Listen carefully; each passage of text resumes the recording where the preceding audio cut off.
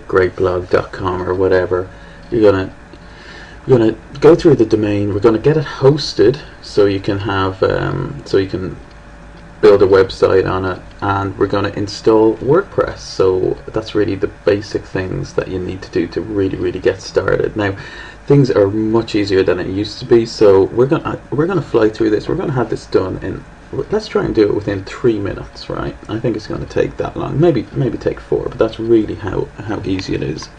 So the first thing you want to do is you want to go to a site like Dreamhost.com. Right now, Dreamhost, I find they're great. They're hosting, and they just make life really easy for you. Now they're what should I say? Yes, they're for someone who's just starting out, they're absolutely perfect until you've got like quite a sizable business. Like, you really don't need anything else. So I go in here. I have gotten from Dreamhost some $50 vouchers off their cost price, so feel free to use them. I'll put a link to them at the bottom of this page. Okay, so once you go in, the first thing you want to do is you need to get yourself a web domain. So yeah, I'll give some advice on how to choose a name, but basically whatever your web domain wants to be. Mine is of course startupremarkable.com, and what you do is you go to the domain section and hit register, and you just put in here my great blog is brill.com. Okay, and you just hit check availability, and it'll tell you, and if it's available it'll say congratulations. Okay, and you just run down here and you buy it, and it's $9.95. I like doing it this way through Dreamhost because you do have lots of alternatives. GoDaddy.com is a very popular one, and it is $1 cheaper. I think it's $7.95 or $7.50. But for me, if you buy it on GoDaddy.com, you then also, if you're hosted in Dreamhost, you need to transfer the registration, and just those few minutes, maybe it takes a couple, 15-20 minutes to do that.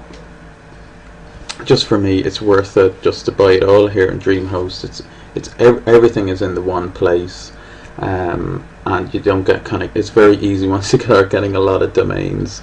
You lose track of where you have them. So I just keep them all in this one place. So once you've done that, you bought your domain. Now let's say congratulations, and you'll have a list of them here.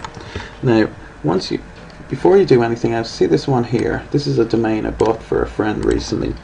And there'll be a button here that says add hosting, so you click that, right? So I'm just going to show you what it'll look like. I'm just going to remove the hosting on this site here. So once you click that, it will look something like this. Boom, right? And you just go down here and you just hit fully host this domain. So you click that, and that is pretty much it. It'll take a few minutes possibly for that to come through on your site. It usually emails you once it's done. Now that means your site is now hosted. Fantastic. So the next thing you want to do is you want to install WordPress. Okay, so you go up here to one-click install. I'm just racing through this because I see here we're up to about 4 minutes, so I'm going to try and do this in the next 30 seconds just to show how possible it is. So you go to one-click install, and you slip down and you hit WordPress, right? So click WordPress here, and you want to hit custom installation, not simple, custom installation, right? So, and you put in your domain there, and this one was Otaku Web Design, wasn't it? And you just hit install for me now, and that will automatically install all of WordPress. There was an error. Okay, so I need to just select my URL, but that's really all you do. Just click